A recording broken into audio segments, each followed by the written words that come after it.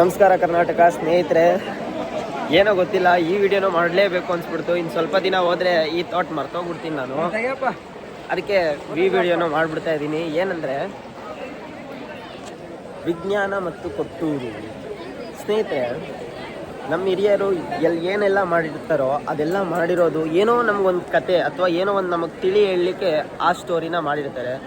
ನಾವು ದಕ್ಷಯಾಗ, ಶಿವ, ಪಾರ್ವತಿ, ಸತಿ, ಗಿರಿಜೆ ಇದನ್ನೆಲ್ಲ ಕತೆ ಅಂತಲೇ ಭಾವಿಸ್ಕೊಳ್ಳೋಣ, ಓಕೆನಾ? ಆದರೆ ಇದನ್ನು ಈಗಿನ ಕಾಲಕ್ಕೆ, ಈಗಿನ ಪ್ರಪಂಚಕ್ಕೆ ಹೊಸಿತಾ ಹೋಗೋಣ. ನೋಡಿ, ಪ್ರಕೃತಿ ಒಂದು ಹೆಣ್ಣು. ಪ್ರಕೃತಿನ, ಈ ಪ್ರಕೃತಿ ಅಂದರೆ ಒಂದು ಹೆಣ್ಣು, ಭೂಮಿ ಅಂದ್ಕೊಳ್ಳಿ. ಭೂಮಿನ ನಾವು ಅಂದರೆ ದಕ್ಷ ಬ್ರಹ್ಮಗಳು, ನಾವೆಲ್ಲ ದಕ್ಷರು, ನಾವೆಲ್ಲ ದರ್ಪದಿಂದ ಭೂಮಿನ ನಾಶ ಮಾಡ್ತಿದ್ದೀವಿ ಅಂತ ಇಮ್ಯಾಜಿನ್ ಮಾಡ್ತಾ ಹೋಗಿ. ಹಾಳು ಮಾಡ್ತಾ ಇದ್ದೀವಿ ನಾವು ಭೂಮಿನ ಅಂತ. ಎಲ್ಲದರಿಂದ, ಪೆಟ್ರೋಲು ತೆಗಿಯೋದ್ರಿಂದ ಇಡ್ಬೋದು, ಪ್ಲಾಸ್ಟಿಕ್ ಉಪಯೋಗಿಸೋದ್ರಿಂದ ಇಡ್ಬೋದು, ಇಲ್ಲ ಅರಣ್ಯ ನಾಶದಿಂದ ಇಡ್ಬೋದು, ಇಲ್ಲ ಏನದು ಎಲ್ಲದರಿಂದ, ಎಲ್ಲ ನಾಶಗಳಿಂದ ನಾವು ಪ್ರಕೃತಿನ ಹಾಳು ಮಾಡ್ತಾ ಇದ್ದೀವಿ. ಅಂದರೆ ಒಂದು ಹೆಣ್ಣನ್ನು ಹಾಳು ಮಾಡ್ತಾ ಇದ್ದೀವಿ ಅನ್ನೋ ಒಂದು ಥಾಟು. ಆ ಥಾಟು ಶಿವನ ಹತ್ರಕ್ಕೆ ಈ ವಿಚಾರ ಏನಾದ್ರು ಹೋದರೆ, ಶಿವನ ರೌದ್ರ ನರ್ತನಕ್ಕೆ, ಅಂದರೆ ಪ್ರಳಯಕ್ಕೆ, ಅಂದರೆ ಭೂಕಂಪಕ್ಕೆ, ಅಂದರೆ ಲ್ಯಾಂಡ್ ಸ್ಲೈಡ್ಗೆ ಎಡೆ ಮಾಡಿಕೊಡ್ತೀನಿ ನಾನು ಅನ್ನೋ ಒಂದು ಭಯ ಈ ಅಲೆಯಲ್ಲಿ ನಮಗೆ ತಿಳ್ಸೋಕ್ಕೆ ಪ್ರಯತ್ನ ಪಟ್ಟಿದ್ರೇನೋ ಅಲ್ವಾ? ನೀವೇ ಒಂದ್ಸಲಿ ಯೋಚನೆ ಮಾಡಿ. ನನಗಂತೂ ಅನಿಸ್ತಪ್ಪ. ಅದಕ್ಕೆ ಈ ಕಥೆನ ಸೃಷ್ಟಿ ಮಾಡಿದ್ರು. ಇದೆಲ್ಲ ವಿಚಾರಗಳನ್ನು ನಮಗೆ ನೇರವಾಗಿ ತಿಳಿಸಿದ್ರು ನಮಗೆ ಗೊತ್ತಾಗಲ್ಲ ಅಂತ ಈ ಸತಿ, ಶಿವ, ದುರಂಕಾರ, ಯಜ್ಞ ಇದನ್ನೆಲ್ಲ ಕಥೆಗಳನ್ನ ಹೇಳಿದ್ರು ಅಂತ ನನಗನ್ನಿಸ್ತಿದೆ. ನಿಮಗೇನು ಅನಿಸ್ತು? ಇದ್ರ ಬಗ್ಗೆ ಸ್ವಲ್ಪ ಹಂಗೆ ಥಿಂಕ್ ಮಾಡಿ. ಬರೀ ಪುರಾಣಗಳನ್ನೇ ನಂಬಬೇಕು ಅನ್ನೋ ನೆಸೆಸಿಟಿ ಏನಿಲ್ಲ ಅಲ್ವಾ? ಈ ರೀತಿಯೂ ಯೋಚನೆ ಮಾಡ್ಬೋದು, ಗೊತ್ತಿಲ್ಲ. ಆಮೇಲೆ ಈಗ ಹೇಳ್ತಾರಲ್ಲ ಬ್ರಹ್ಮ ವಿಷ್ಣು ಮಹೇಶ್ವರ ಅಂತ. ನನ್ನ ಪ್ರಕಾರ ಬ್ರಹ್ಮ ವಿಷ್ಣು ಮಹೇಶ್ವರ ಏನು ಕಲ್ಪನೆ ಅವರಿದ್ರೋ ಇಲ್ವೋ ಗೊತ್ತಿಲ್ಲ, ಬಟ್ ಆ ಕಲ್ಪನೆ ಏನು ಅಂದರೆ, ಬ್ರಹ್ಮ ಅಂದರೆ ಮನಸ್ಸು, ವಿಷ್ಣು ಅಂದರೆ ಬುದ್ಧಿ, ಶಿವ ಅಂದರೆ ಆತ್ಮ. ಈಗ ಎಕ್ಸಾಂಪಲ್, ಬ್ರಹ್ಮನ ಕೆಲಸ ಏನು? ಪುರಾಣಗಳು ಹೇಳಿರೋದು ಹುಟ್ಟಿಸೋದು, ಜೀವ ಕೊಡೋದು ಅಂತ. ಅದೇ ಮನ್ಸು ಕೆಲಸ ಏನು? ಪ್ರೀತಿಸೋದು, ಪ್ರೀತಿಗೆ ಜನ್ಮ ಕೊಡೋದು ಅಂತ. ಮನಸ್ಸಿಗೆ ದ್ವೇಷ ಮಾಡಿ ಅಭ್ಯಾಸ ಇಲ್ಲ, ಮನಸ್ಸಿಗೆ ದ್ವೇಷಿಸೋ ಅಭ್ಯಾಸ ಇಲ್ಲ. ಬ್ರಹ್ಮಂಗೂ ಅಷ್ಟೇ, ಸಾಯಿಸೋದು ಬ್ರಹ್ಮನ ವಿಚಾರ ಇಲ್ಲ.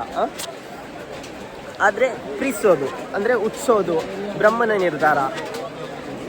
ವಾವ್ ಅನ್ಸುತ್ತಾನೆ? ಅದೇ ಮನಸ್ಸು, ಅದಕ್ಕೆ ಮನಸ್ಸು ಬ್ರಹ್ಮ. ಇನ್ನು ಬುದ್ಧಿ ಅಡ್ಮಿನಿಸ್ಟ್ರೇಷನ್, ಏನಾದರೂ ಹುಡುಕ್ತಿರೋದು ಬುದ್ಧಿ. ಮಳೆ ಬಂದ್ಬಿಡ್ತಲ್ಲ, ಮಳೆ ಬರ್ತಾನೆ ಐತೆ, ಜಾಸ್ತಿ ಬಂದ್ಬಿಟ್ಟು ಬುದ್ಧಿ ವಿಷ್ಣು. ಯಾವಾಗಲೂ ನಾಲೆಡ್ಜಬಲ್ ಆಗಿ ಥಿಂಕ್ ಮಾಡ್ತಿರ್ತಾನೆ, ತರ್ಕ ಮಾಡಿ ಯೋಚನೆ ಮಾಡ್ತಿರ್ತಾನೆ.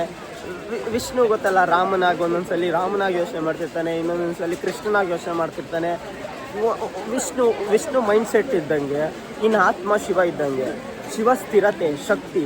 ಇನ್ನು ಅವ್ರವ್ರ ಹೆಂಡತಿ ವಿಚಾರಕ್ಕೆ ಬನ್ನಿ ಬೇಕಿದ್ರೆ ನೋಡಿ. ಶಿವನ ಹೆಂಡತಿ ಶಕ್ತಿ, ಆತ್ಮಶಕ್ತಿ ಅಂತೀವಲ್ಲ, ಶಿವನ ಹೆಂಡತಿ ಶಕ್ತಿ. ಇನ್ನು ಬ್ರಹ್ಮನ ಹೆಂಡತಿ ಸರಸ್ವತಿ. ಬ್ರಹ್ಮ ಯಾರು? ಮನಸ್ಸು. ನಿಮ್ಗೆ ಇದು ಹೇಳ್ತಿರೋದು ಅರ್ಥ ಆಗ್ತಿಲ್ಲ ಅನ್ಸುತ್ತೆ, ಆದ್ರೂ ಸ್ಟಿಲ್ ನಾನು ಹೇಳ್ಬಿಡ್ತೀನಿ. ಅಟ್ಲೀಸ್ಟ್ ನಾನಾದರೂ ವಿಡಿಯೋ ನೋಡಿದ್ರೆ ನೆನಪಾಗುತ್ತೆ ಈ ಥರ ಎಲ್ಲ ಯೋಚನೆ ಮಾಡಿದ್ನಾ ಅಂತ. ಬ್ರಹ್ಮನ ಹೆಂಡತಿ ಸರಸ್ವತಿ. ಮನಸ್ಸಿಗೆ ಆತ್ಮಜ್ಞಾನ ಅಂತಾರೆ ಗೊತ್ತಾ?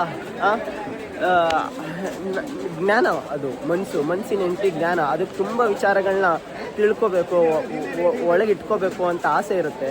ಇನ್ನು ಲಕ್ಷ್ಮಿ ಅಂದರೆ ಬುದ್ಧಿ, ವಿಷ್ಣು ಹೆಂಡತಿ. ಅವ್ರ ವಿಚಾರಕ್ಕೆ ಬನ್ನಿ. ಲಕ್ಷ್ಮಿ ಚಂಚಲೆ, ಬುದ್ಧಿನೂ ಅಷ್ಟೇ ಚಂಚಲ. ಎಲ್ಲ ಏನೋ ಒಂದು ಲಿಂಕಲ್ಲಿದೆ ತಾನೇ.